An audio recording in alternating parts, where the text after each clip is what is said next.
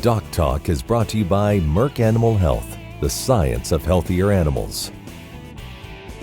Hey there, folks. Welcome to DocTalk. It's going to be a great show today. I have Dr. Grant Duwell here with me. We're going to talk about pinkeye. We're going to talk about things from what causes it to how to treat it to how to prevent it and much, much more. We're here at Iowa State University. So stay tuned after these messages and we'll return.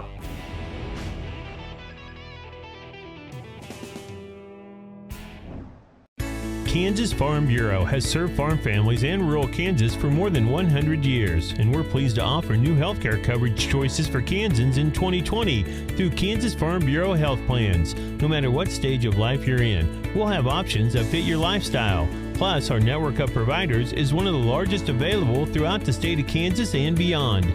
For more information, including the different plans available, or to get a quote, visit kfbhealthplans.com.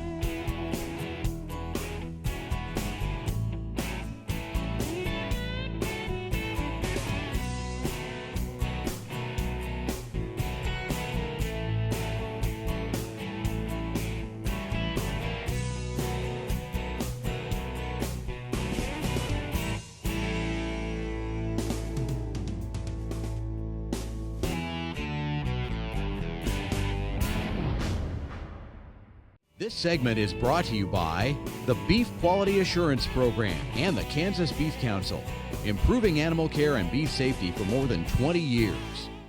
Welcome to DocTalk, and look here, we have Dr. Grant Duwell with us today. Welcome, Grant. Well, glad to be here, Dan.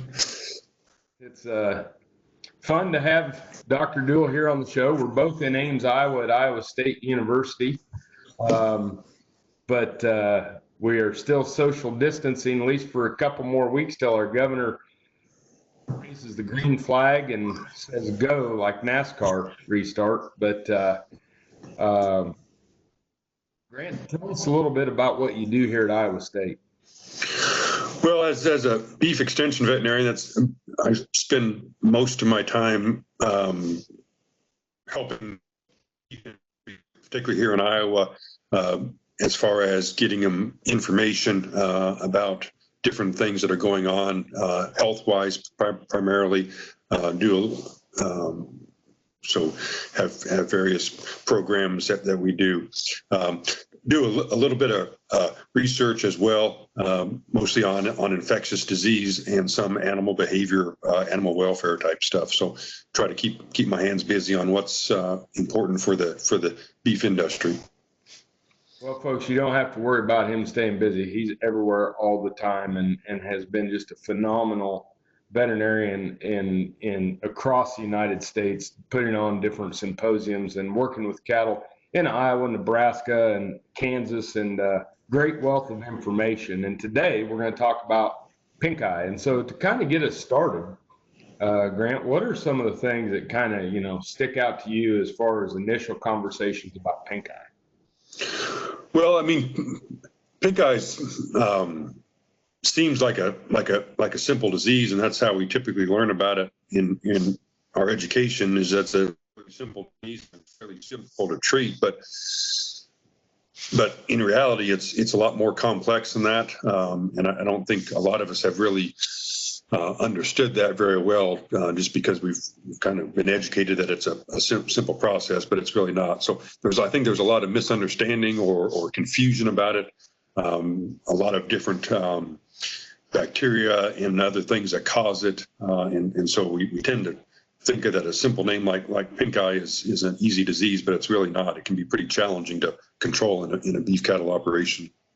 Yeah, I think Dr. Upson used to say there's two reasons why animals get sick: overwhelming dose of a pathogen and a suppressed immune system, and maybe where it's located would be another reason why pinkeye can be such a booger. Yeah, and the immune challenges or the immune system is really critical, as you mentioned. A lot of times we think about immune function. We think about antibodies circulating in our blood, and that protects us from a lot of things. But the eye is basically outside of all that, and so it doesn't have a lot of immune function to it in and of itself. And then the other thing is our most susceptible population is our young calves out on pasture, and they're usually about 2 or 3 months of age. And their colostral immunity is basically bottoming out, and their own immune system isn't that functional yet. So that nursing calf is probably the most susceptible, and so they don't have good immune function anyway at that time. So it's kind of a issue where just relying on the immune system itself may not be our best answer. That's great. Well, folks, we're going to take a break here with Dr. Grant Duwell at Iowa State University's College of Veterinary Medicine. We'll be back with more Doc Talk here in just a moment.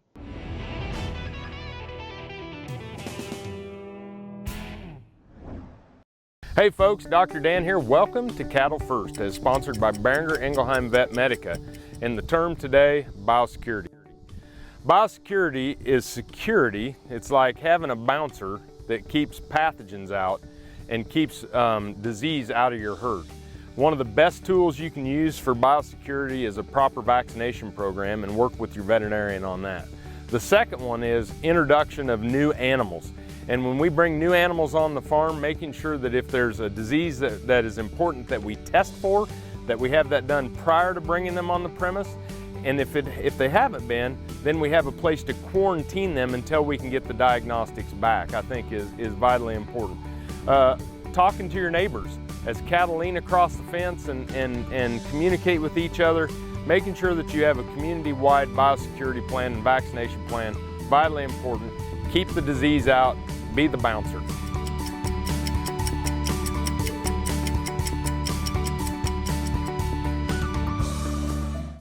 Kansas Corn reminds you that E15 fuel is the right choice for every kind of driver. For the car enthusiast, E15 has higher octane. For the thrifty driver, E15 is priced lower than regular unleaded. For the nature lover, E15 provides cleaner air. For the shopper who buys local, E15 has more ethanol from our Kansas corn farms. Choose E15 for a higher octane, lower price, cleaner American fuel. Message from the Kansas Corn Commission. Learn more at kscorn.com. Welcome to the Western Kansas Wildlife Travel Center, right here in my hometown of Oakley, Kansas.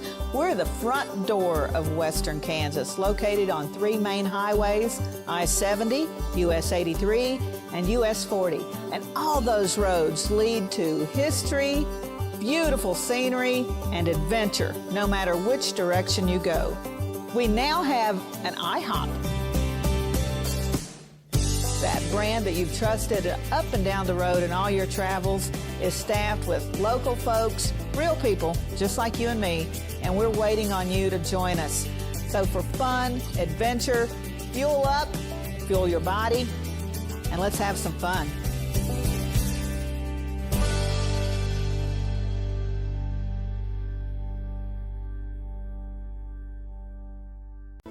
Valley Vet Supply is devoted to providing information and professional quality products at reasonable prices. Valley Vet Supply.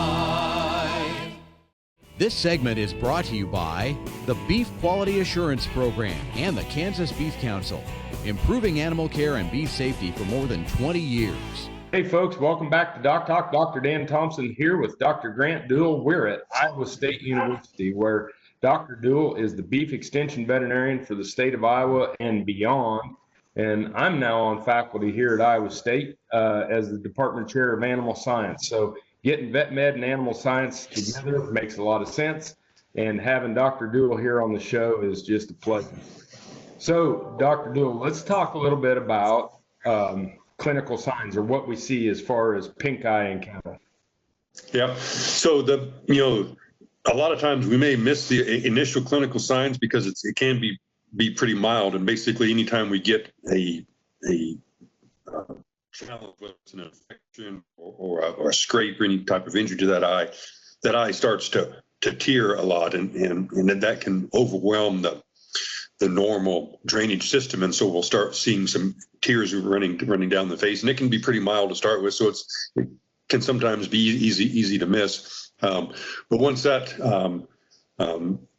starts, then that calf will start showing other signs if that progresses past that. Lots of calves just stop right there. They get a mild infection, their local immune system takes care of it, and they go on from there. But if it progresses past that, then that bacteria starts to damage the surface of the eye, the cornea, and that causes a lot of pain and inflammation at that time frame. So at that time, you'll start seeing that calf with its eyes squinted shut because of the pain from the sunlight getting in there. So they'll shut their eye to try to minimize that. They become awful painful, excessive tearing. If you can actually see the eye, you'll see that the eye is now cloudy.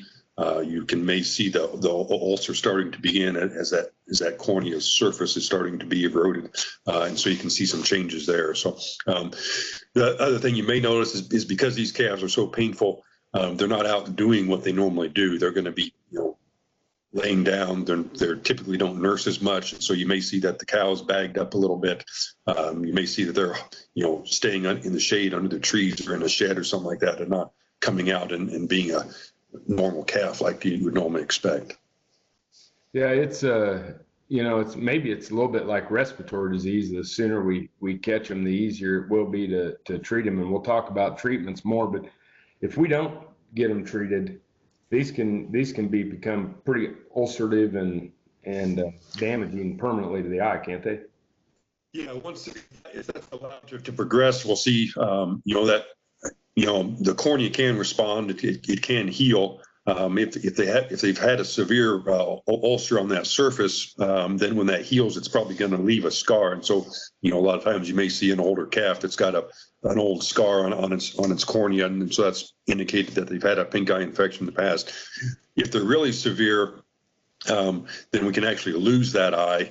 It'll so the inflammation causes basically a glaucoma in that eye, and the eyeball swells, the cornea becomes distorted, and then basically we lose vision. And a lot of times you'll see these calves that cornea is actually extruding out past the eyelid. Some people call these a pop eye, just because that eye is so visible. And in that case, it's basically non-visual. That calf's blind, and it's at that time most of the pain is gone, but it's very detracting from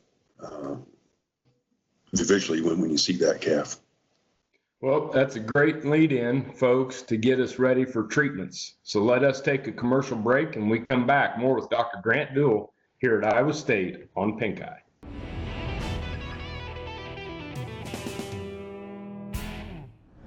At Farm Credit, we partner with America's farmers who work hard each and every day to grow the food that we all enjoy. It's not an easy task, but it's an important one. Farm Credit is proud to work with farmers and ranchers, lending support in rural America.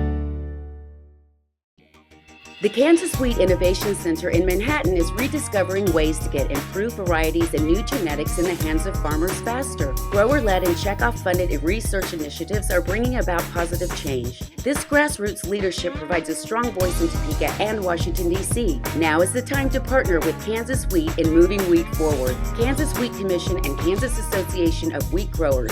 Farmers investing in their future and yours. Log on to rediscoverwheat.org.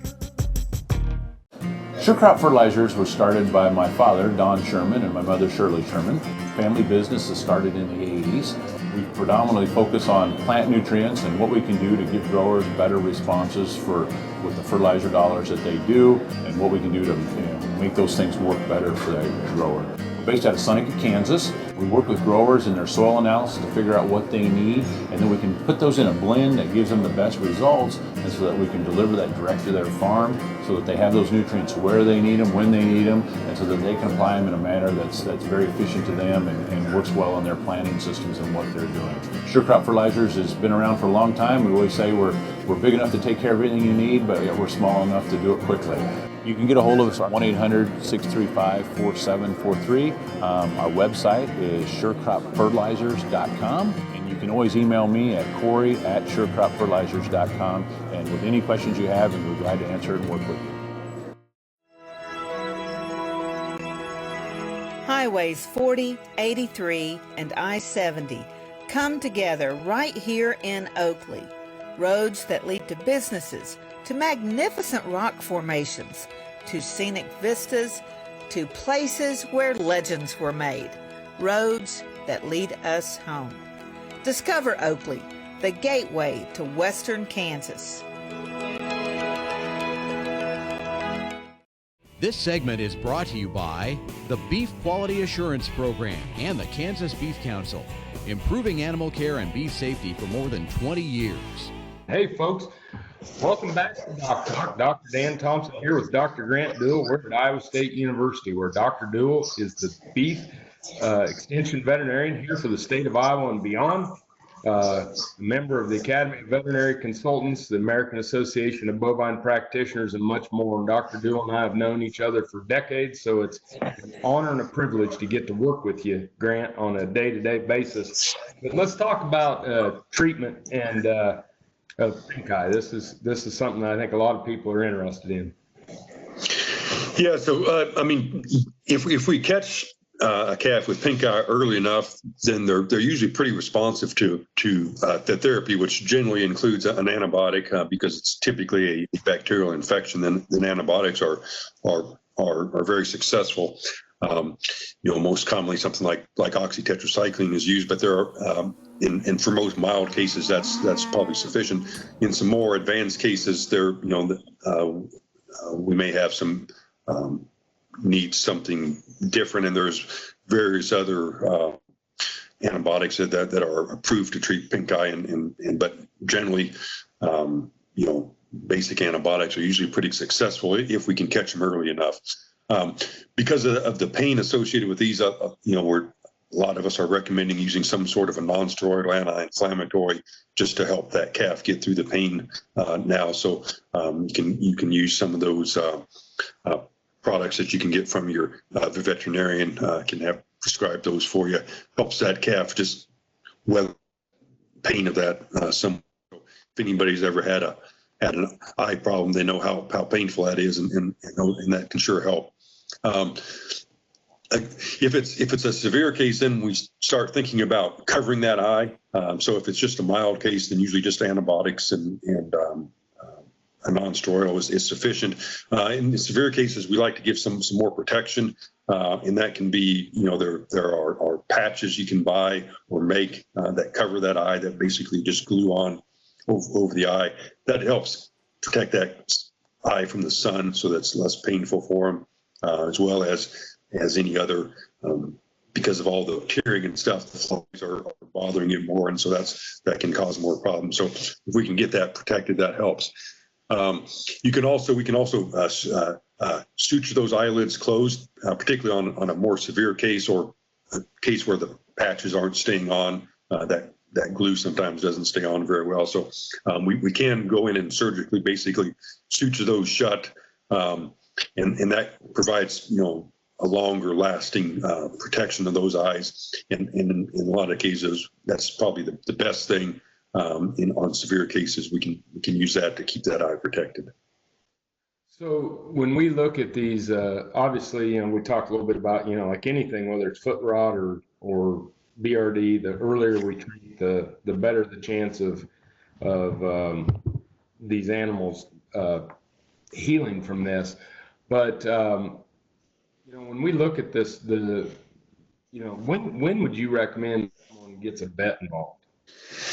Yeah, I mean, basically, again, the average Pinkeye case is being, most people can handle that themselves. And so, the reason why you'd want to call your veterinarian, I think, would be one is if you're seeing more Pinkeye than normal. So, I mean, all these calves are susceptible, and we're going to see some Pinkeye. But if you're having to treat more than you like to, then you may want to get a veterinarian involved. We can maybe swab the eye, see if there's something else going on in there besides just the routine type thing. So excessive number of cases.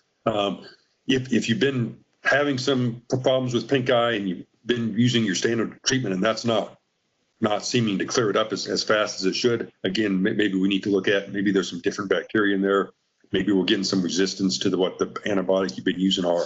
And so, cases that aren't responding quite as fast as they normally do. And then the third reason would be just the severity.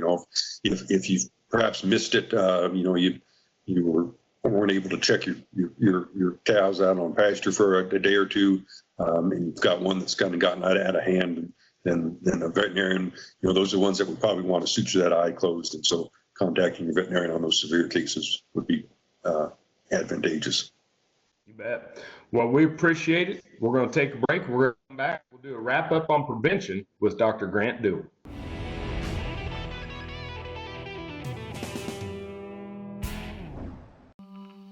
What if U.S. soybean meal were more than a commodity? If seed companies and the soybean checkoff built a better variety? That future is here. The time is now. To meet end-user demands, the soybean checkoff is investing in the compositional quality of soybeans, including meal. A message from the Kansas Soybean Commission, the Soybean Checkoff, progress powered by Kansas farmers. Okay, looks like it's time for our tour. Welcome to the Fort Wallace Museum. Here at the museum, you're going to find some really interesting stuff like our replica stagecoach from the Butterfield Overland Dispatch. We've got facades from the fort buildings. We've got an 1870s flag. There's a plesiosaur that was discovered locally. We've got the Ray pump organ collection. We're a little bitty place with a great big story, and we'd love to have you. Kansans have a new choice for Medicare supplement insurance plans. With Medicare supplement insurance plans from Kansas Farm Bureau, you have access to 4 levels of coverage, affordable rates, and service from an organization that served Kansans for more than 100 years. For more information on Kansas Farm Bureau Medicare supplement plans, including rates and to apply, visit kfbhealthplans.com.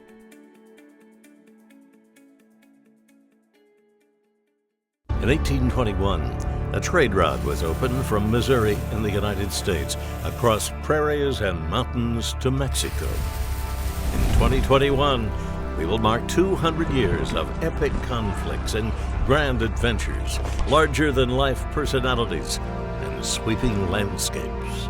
Join us on an historic journey. The Santa Fe Trail lives on.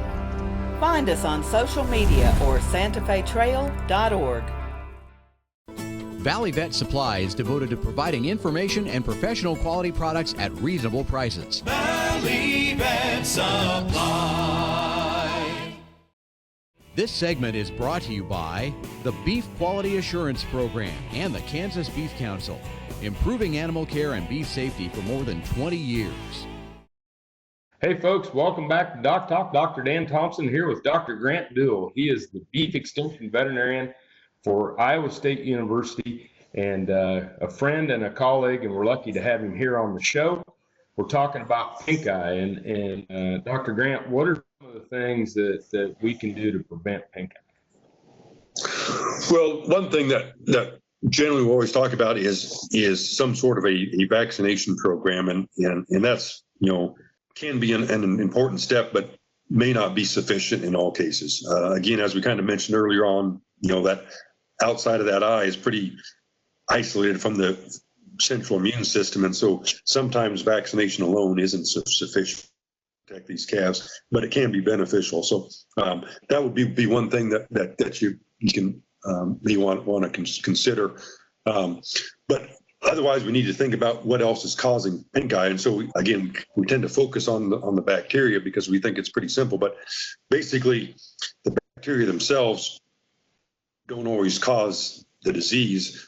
A lot of times there has to be some sort of an inciting cause. That something causes some irritation on that cornea that allows the bacteria to invade. And so we have to think about what those are. And so that is excessive sunlight. That ultraviolet radiation can cause some problems. Dust, grass-ons, and those types of things. Anything that can cause that eye to be surface to be damaged. Flies or another thing, the face flies feed on that on the tears that come out of that eye, and so sometimes the flies can get a little aggressive and cause some damage. So all those things we need to start thinking about what's going on. And so generally, I recommend, in addition to looking at a vaccine, is making sure our fly control program is in order, making sure that we're, if it's part of the year where we're getting excessive grass, either the grass is too tall and the calves are walking through it, then we may want to clip those and let those calves not have to get down in there. The other thing about flies is not just the flies, but as you've noticed, when cows are being harassed by flies, they tend to stand in the corner and swat their tails at the flies, and those calves are down there where those tails are swatting flies. So looking at those types of things to disperse those calves away from the cows, give them a place to get away, and they can protect themselves. Sometimes we see it, in the fall when we're feeding hay or those types of things, and then we have to look at what kind of hay are we feeding? Do we have something in there that's causing that irritation? So taking a good look and see what's irritating the eye, and then consider whether a vaccine would be appropriate or not. You bet. Well, I do that, and obviously work with your local veterinarian and get a good idea of what's going on in your area. Any last parting words, Grant? No, I don't. Again, I think it's, we tend to simplify Pinkeye because it sounds like a simple disease, but it's really not. There's if you read the textbooks, Pinkeye is caused by one bacteria called Moraxella bovis, but there's lots of other bacteria that we find in there, and some of them are involved, some of them aren't. There may be some viruses that are setting these calves up. So there's lots of things that are going on in that eye that we haven't really investigated fully. And so it is a complex disease. The immune function of the calf is important. Probably the mineral status, the nutritional status of the calf is important. And so there's a whole lot of things that go into whether or not you're going to have a problem with Pinkeye this year or not. So we need to consider all of them, not just whether or not the vaccine worked or didn't work this year. Well, as always, thank you so much for being on the show. Remember to work with your veterinarian, and if you want to find out what we do at DocTalk, you can find us on the web at www.doctalktv.com. I'm Dr. Dan Thompson here with Dr. Grant Duwell from Iowa State University, and we'll see you down the road.